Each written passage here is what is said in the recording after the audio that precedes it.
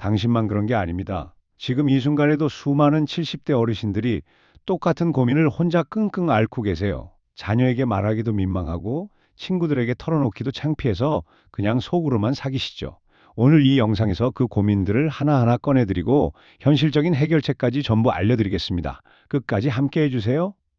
70대가 되면 돈 걱정이 끝날 줄 알았는데 오히려 더 커지는 경우가 많습니다. 젊었을 때는 일해서 벌면 됐지만 이제는 수입이 고정되어 있거든요. 국민연금, 기초연금 받는 게 전부죠. 그런데 물가는 계속 오르고 병원비는 늘어나고 자녀들한테 손 벌리기는 싫고 이런 상황이 반복되면서 밤에 잠을 못 이루시는 분들이 정말 많습니다. 주변에서는 그런 걱정하지 말라고 합니다. 자식들이 알아서 할 거라고 나라에서 다 해준다고 하죠. 하지만 정작 본인은 불안합니다. 자녀들도 각자 살기 바쁜데 부담 주고 싶지 않고 나라에서 주는 건 생활하기에 턱없이 부족하다는 걸 누구보다 잘 아시니까요. 오늘은 그 고민들을 하나씩 짚어드리겠습니다. 그리고 실제로 실천할 수 있는 방법들도 함께 말씀드릴게요. 이미 늦었다고 생각하실 수도 있지만 지금이라도 알면 달라집니다. 첫 번째 고민, 연금만으로는 도저히 생활이 안 됩니다. 국민연금 받으시는 분들 한 달에 얼마나 나오시나요? 평균이 50만 원 정도라고 합니다. 기초연금 더하면 80만 원 정도 되죠.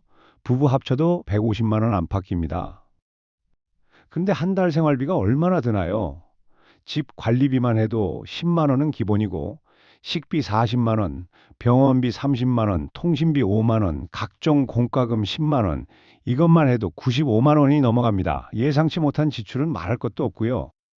특히 요즘 물가가 얼마나 올랐습니까? 시장 가면 깜짝 놀라시죠? 얼마 전까지 3천 원 하던 두부가 4천 원이 넘고 계란 한 판이 만 원에 육박합니다. 매일 사는 것들이 이렇게 오르니 연금으로는 감당이 안 되는 겁니다.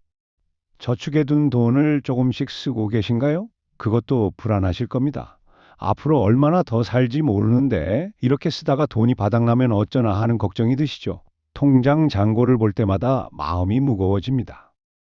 여기서 해결책을 말씀드릴게요. 먼저 지출을 정확히 파악하세요. 가계부를 쓰시라는 게 아니라 한 달에 정말 필요한 돈이 얼마인지 계산해 보는 겁니다. 놀랍게도 많은 분들이 습관적으로 쓰는 지출이 꽤 있거든요. 통신비를 예로 들어볼게요.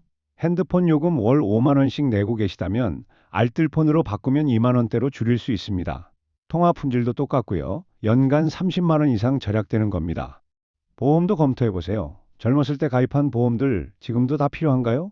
중복된 보장이 있거나 불필요한 특약이 붙어 있는 경우가 많습니다. 보험 설계사가 아닌 독립적인 재무 상담을 받아보시면 월 10-20만 원도 줄일 수 있어요. 두 번째 고민, 병원비가 계속 늘어납니다. 70대가 되면 병원 가는 일이 잦아지죠. 고혈압, 당뇨, 관절염 이런 만성 질환은 기본이고 갑자기 큰 병이 발견되는 경우도 있습니다. 건강보험이 있어도 본인 부담금이 만만치 않거든요. 큰 수술이라도 하면 수백만 원이 나갑니다. MRI 한 번 찍는데 30만 원, 입원하면 하루에 10만 원씩 나가죠. 비급여 항목은 더 비쌉니다. 임플란트 하나에 100만 원, 백내장 수술도 양쪽 하면 300만 원 넘게 들어요. 약값도 무시 못합니다. 만성질환 약을 매달 타러 가시죠. 한 번에 3-5만 원씩 나갑니다. 1년이면 40-60만 원입니다. 여러 병원 다니시면 그 이상이고요. 더 걱정인 건 앞으로입니다. 나이가 들수록 병원 갈 일이 더 많아질 텐데 돈은 한정되어 있으니까요. 아파도 병원 못 가는 날이 올까봐 두려우신 겁니다. 해결책을 말씀드리겠습니다. 먼저 정부 지원 제도를 꼭 확인하세요. 많은 분들이 모르고 계시는데 65세 이상은 여러 의료비 지원을 받을 수 있거든요.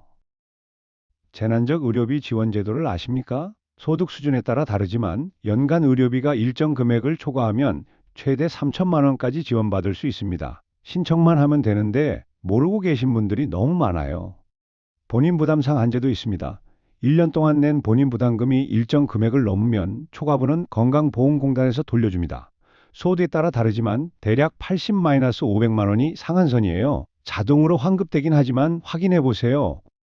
약값은 복지관이나 보건소를 이용하시면 더 저렴합니다. 만성질환 관리 프로그램에 등록하면 무료 검진도 받을 수 있고요. 동네 보건소 한번 방문해서 상담받아 보시길 권합니다.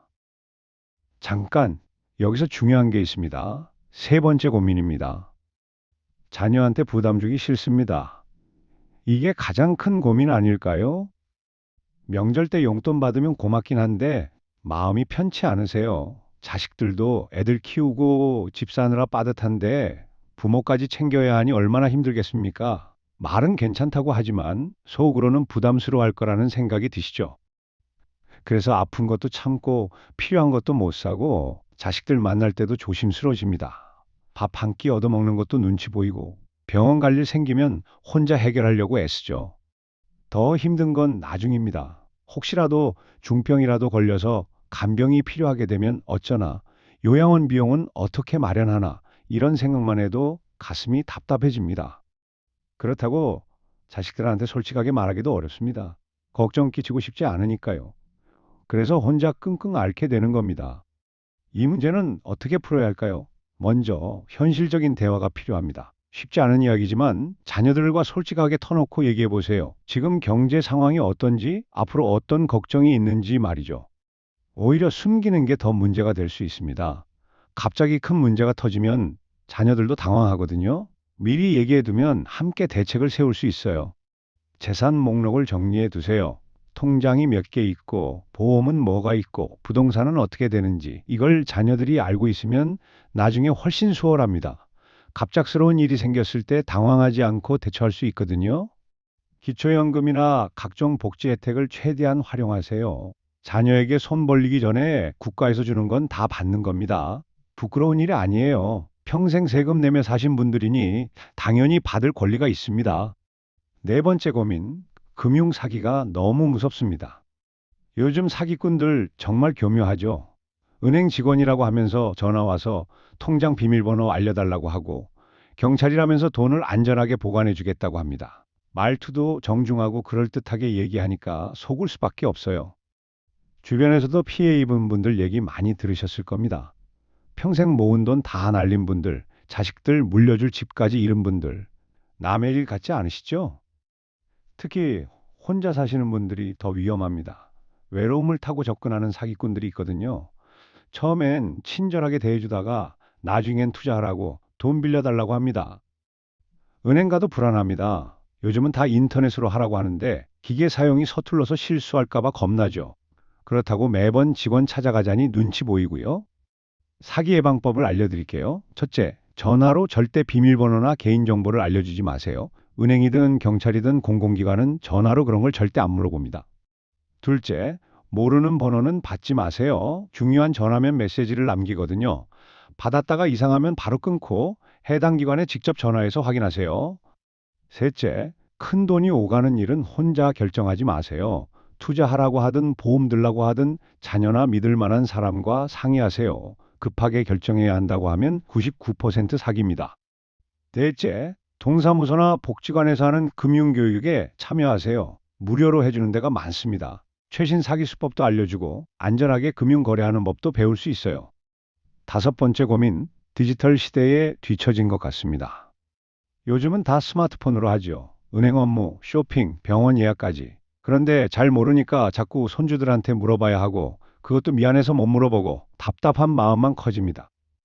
카카오페이나 토스 같은 거 다들 쓴다는데 시작하기가 겁나세요. 잘못 눌러서 돈이라도 나가면 어쩌나 싶죠. 그래서 아예 안 쓰게 됩니다. 공과금도 그렇습니다. 은행 가서 직접 내려니 멀고 인터넷으로 하려니 어렵고 자동이체 신청하는 것도 복잡해 보이죠.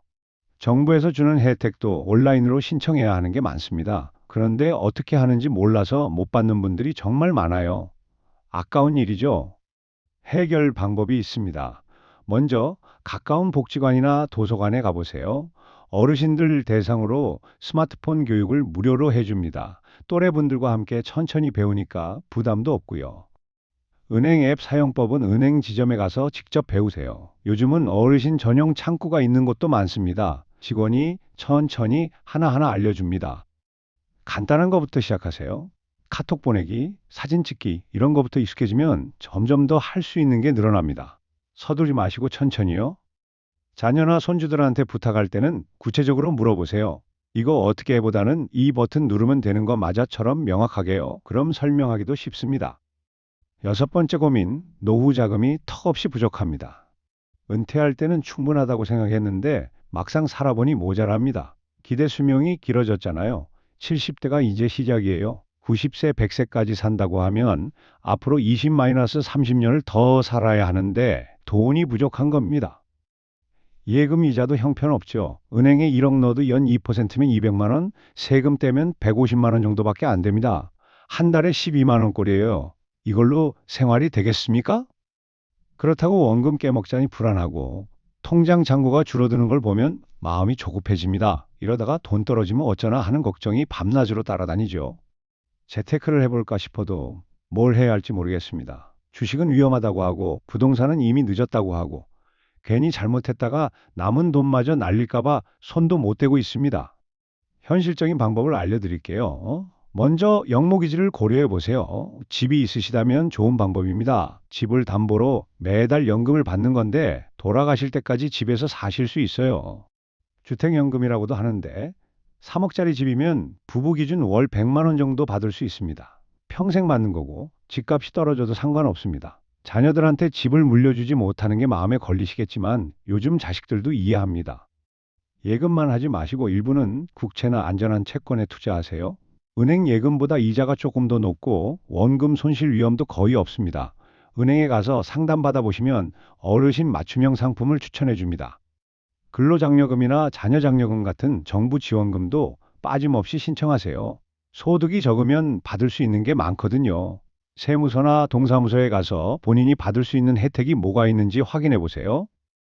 일곱 번째 고민, 집 문제가 걱정입니다. 전셋집에 사시는 분들은 갱신할 때마다 불안하죠. 집주인이 나가달라고 하면 어디로 가야 할까요? 나이 드신 분한테 집 구하기가 쉽지 않거든요. 보증금도 올려달라고 하면 부담스럽고요.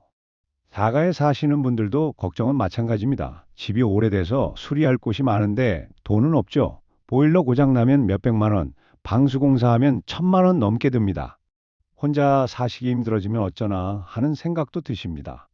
계단 오르내리기도 힘들고 청소하기도 벅차고 그렇다고 요양원 가자니 비싸고 자식 집에 가자니 눈치 보이고요. 주거 문제 해결책을 말씀드리겠습니다. 먼저 공공임대주택을 알아보세요. 65세 이상이면 우선 공급 대상입니다. 시세보다 훨씬 싸고 평생 살 수 있어요. 주거급여도 신청하세요. 소득 기준에 맞으면 매달 월세 지원을 받을 수 있습니다. 서울 기준 1인 가구는 월 31만 원까지 나옵니다. 신청 안 하면 못 받으니까 꼭 알아보세요. 집 수리가 필요하면 주거환경 개선 사업을 이용하세요. 저소득 어르신 대상으로 무료 또는 저렴하게 집을 고쳐줍니다. 도배, 장판, 보일러 교체 등이 가능해요. 동사무소에 문의하시면 됩니다. 고시원이나 쪽방에 사시는 분들은 희망하우징을 알아보세요. 안전하고 저렴한 공공주택으로 이사할 수 있게 도와줍니다. 중개 수수료도 지원해 주고요. 여덟 번째 고민, 상속과 증여를 어떻게 해야 할지 모르겠습니다. 자녀들에게 재산을 물려주고 싶은데 세금이 걱정되시죠? 증여세가 얼마나 나올지 어떻게 하는 게 절세인지 잘못했다가 나중에 자식들끼리 싸우는 거 아닌가 하는 걱정도 됩니다. 형제가 여럿이면 더 복잡합니다. 누구한테 얼마를 줘야 공평할까요? 효도한 자식한테 더 주고 싶은 마음도 있지만 섭섭해할 자식 생각하면 쉽지 않죠. 그렇다고 아무것도 안 하고 있자니 나중에 상속세가 많이 나올 것 같아서 불안합니다. 세무사한테 상담받자니 돈이 들고 혼자 알아보자니 어렵고요. 상속과 증여 기본 상식을 알려드릴게요. 먼저 증여는 미리 주는 거고 상속은 돌아가신 후 주는 겁니다. 증여가 세금이 더 적을 수 있어요. 10년마다 5천만 원까지는 증여세가 없습니다. 자녀 한 명당이요. 자녀가 둘이면 1억까지 세금 없이 줄 수 있는 거죠. 이걸 활용하면 세금을 많이 아낄 수 있습니다. 부동산보다는 현금으로 증여하는 게 나을 수 있습니다. 부동산은 시세 파악이 어렵고 나중에 자녀가 팔 때 양도세 문제도 있거든요. 세무 전문가와 상담해 보세요. 유언장을 작성해 두는 것도 좋습니다. 본인 뜻을 명확히 해두면 나중에 자식들끼리 다툴 일이 없어요. 공증을 받아두면 더 확실하고요. 이게 핵심인데요. 아홉 번째 고민입니다. 건강이 나빠지면 간병비가 얼마나 들지 걱정됩니다. 치매나 중풍에 걸리면 누가 돌봐줄까요?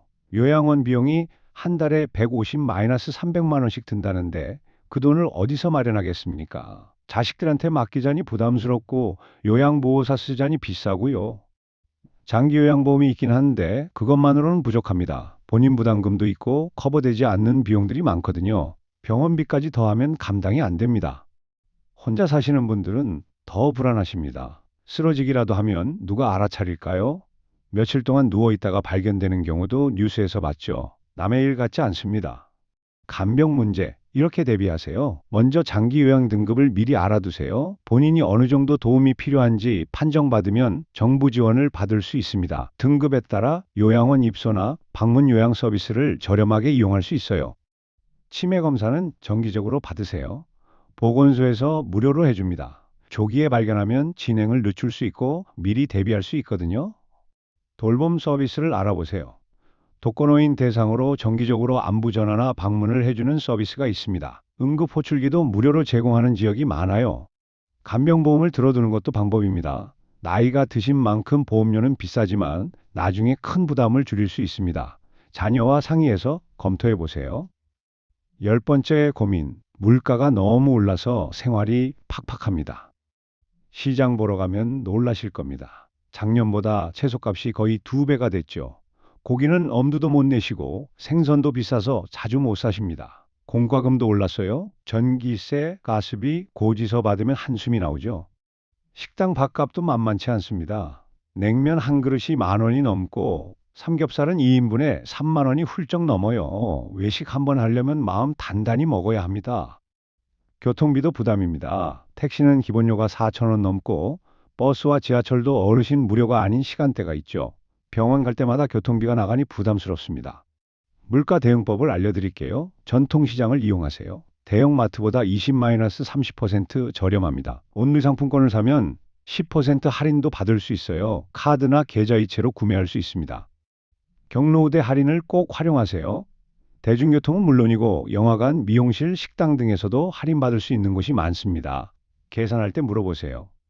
복지관이나 경로당 무료 급식을 이용하는 것도 방법입니다. 창피하다고 생각하지 마세요. 다 같이 모여서 드시면 외롭지도 않고 식비도 절약됩니다. 공과금은 자동이체로 신청하면 할인받을 수 있습니다. 통신비, 전기세, 가스비 등 자동이체 시 매달 몇백 원씩 할인돼요. 작지만 모이면 큽니다. 11번째 고민, 외롭습니다. 이게 가장 큰 고민일 수도 있습니다. 배우자를 먼저 보낸 분들, 혼자 지내는 게 얼마나 외로우신지 압니다. 말 상대가 없으니 하루 종일 TV만 보게 되고 밤이면 더 쓸쓸하죠. 자녀들은 명절에나 얼굴 보고 전화도 가끔 하는 게 전부입니다. 바쁜 거 아니까 연락하기도 미안해요. 친구들은 하나둘 떠나가거나 몸이 불편해서 만나기 어렵고요. 건강이 나빠지면서 활동 반경도 줄었습니다. 예전에는 등산도 다니고 모임도 나갔는데 이제는 집에만 있게 됩니다. 사람 만나는 일이 드물다 보니 우울해지기 쉽죠. 돈 문제보다 외로움이 더 힘들 때가 많습니다. 아무리 돈이 있어도 말 상대가 없으면 무슨 소용입니까? 사람이 그리울 때가 많으실 겁니다. 외로움을 해결하는 방법을 말씀드릴게요. 경로당이나 복지관에 나가보세요. 처음에는 낯설겠지만 또래분들과 이야기하다 보면 재미있습니다. 프로그램도 많이 있어요. 노인대학에 등록하는 것도 좋습니다. 새로운 것을 배우면서 친구도 사귈 수 있습니다. 서예, 노래, 컴퓨터 등 다양한 수업이 무료거나 저렴하게 있어요. 자원봉사를 해보시는 건 어떨까요? 도움을 받는 것도 좋지만 누군가를 돕는 일은 보람이 있습니다. 자신이 쓸모 있는 사람이라고 느끼게 해주거든요. 반려동물을 키우는 것도 외로움을 덜어줍니다. 강아지나 고양이를 키우기 어려우면 물고기나 화초도 괜찮아요. 돌볼 대상이 있으면 하루가 달라집니다. 12번째 고민, 세금이 부담스럽습니다. 재산세 고지서 받으면 깜짝 놀라시죠? 집값이 올랐다고 세금도 덩달아 올랐습니다. 집은 그대로인데 내야 할 세금만 늘어나니 억울하세요. 종합부동산세도 문제입니다. 집 한 채밖에 없는데 세금을 내야 한다니 이해가 안 됩니다. 집을 팔자니 살 곳이 없고 세금을 내자니 돈이 없고요. 건강보험료도 부담입니다. 재산이 좀 있다고 지역가입자가 되면 월 10몇만 원씩 나갑니다. 소득은 없는데 재산만 있으면 보험료가 높은 거죠. 세금 줄이는 방법을 알려드릴게요. 세액공제를 꼭 신청하세요. 의료비, 보험료, 기부금 등 공제받을 수 있는 게 많습니다. 연말정산이나 종합소득세 신고 때 빠뜨리지 마세요. 1주택자면 양도소득세 비과세 혜택을 받을 수 있습니다. 2년 이상 보유하고 실거주했으면 9억까지 비과세예요. 집을 팔 계획이 있다면 이 조건을 맞추세요. 재산세 감면 대상인지 확인하세요. 국가유공자, 장애인, 기초생활수급자 등은 감면받을 수 있습니다. 해당되는데 모르고 계셨다면 신청하시면 됩니다. 세무 상담을 무료로 받을 수 있는 곳이 많습니다. 세무서나 시청에서 하는 무료 상담 서비스를 이용하세요. 전문가가 절세 방법을 알려줍니다. 13번째 고민, 보험이 필요한지 헷갈립니다. 젊었을 때 든 보험들 이제 필요 없는 것 같기도 한데 해지하자니 아까워요. 납입은 다 했는데 보장 내용을 보면 별로 도움 안 될 것 같거든요. 새로 보험을 들자니 나이 때문에 보험료가 너무 비쌉니다. 암보험 하나 들려고 해도 월 10만 원이 넘어요. 그렇다고 안 들자니 혹시나 하는 불안도 있고요. 보험금 청구도 어렵습니다. 서류가 복잡하고 뭘 어떻게 해야 하는지 잘 모르겠어요. 보험사에 전화하면 이것저것 물어보는데 대답하기도 버거워요. 보험 정리 방법을 말씀드릴게요. 먼저 가지고 있는 보험을 점검하세요. 보장 내용, 만기, 보험료를 확인해 보는 겁니다. 중복 보장이 있거나 불필요한 특약이 많을 수 있어요. 실손보험은 꼭 유지하세요. 병원비를 실제로 보장해주는 보험입니다. 나이 들수록 병원 갈 일이 많으니 이건 꼭 필요해요. 암보험이나 CI보험은 신중하게 결정하세요. 이미 병이 있으면 가입이 안 되거나 보험료가 너무 비쌉니다. 건강할 때 들어둔 게 아니라면 굳이 새로 들 필요는 없어요. 보험 전문가가 아닌 독립 재무설계사와 상담하세요. 보험사 직원은 자기 회사 상품만 권하지만 독립 설계사는 객관적으로 조언해 줍니다. 14번째 고민, 유산을 정리하고 싶은데 방법을 모르겠습니다. 갑자기 무슨 일이 생기면 어쩌나 걱정되시죠? 통장이 어디 있는지, 보험이 뭐가 있는지 자녀들이 모르면 나중에 찾기 어렵습니다. 장례는 어떻게 치를지, 묘지는 어떻게 할지도 미리 정해두고 싶은데 자녀들과 얘기하기가 조심스럽습니다. 죽는 얘기를 먼저 꺼내는 게 불길할 것 같기도 하고요. 디지털 유산도 문제입니다. 인터넷 계좌, 휴대폰 명의, 각종 멤버십, 이런 것들을 정리하지 않으면 나중에 자녀들이 고생합니다. 유산 정리 방법을 알려드릴게요. 재산 목록을 만드세요. 부동산, 금융자산, 보험, 빚까지 전부 적어두는 겁니다. 자녀들이 쉽게 찾을 수 있는 곳에 보관하세요. 통장 비밀번호는 따로 적어서 안전한 곳에 보관하세요. 자녀들한테 어디에 있는지는 알려주되 비밀번호 자체는 생전에 알려주지 않는 게 안전합니다. 사전 연명 의료 의향서를 작성하세요. 본인이 의식을 잃었을 때 연명 치료를 받을지 말지 미리 결정하는 겁니다. 가까운 병원이나 보건소에서 작성할 수 있어요. 장례 방법도 미리 정해두세요. 매장할지 화장할지 장지는 어디로 할지 자녀들과 얘기하기 어려우면 적어만 두셔도 됩니다. 나중에 도움이 됩니다. 15번째 고민, 일을 하고 싶은데 나이 때문에 어렵습니다. 집에만 있자니 답답하고 돈도 벌고 싶은데 70대를 뽑아주는 곳이 없습니다. 일용직이라도 하려고 해도 체력이 달리고요. 연금만으로는 부족해서 일을 해야 하는데 마땅한 일자리를 찾기가 어렵습니다. 젊은 사람도 일자리 구하기 힘든 시대인데 70대는 더 힘들죠. 자존심도 상합니다. 평생 일하며 살아온 사람인데 나이 들었다고 쓸모없는 사람 취급받는 것 같아요. 일할 의욕은 있는데 기회가 없는 겁니다.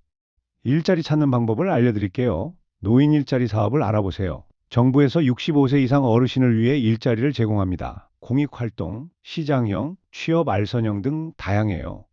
복지관이나 노인인력개발원에 가보세요. 어르신 맞춤 일자리를 소개해 줍니다. 급여는 많지 않지만 용돈벌이는 됩니다.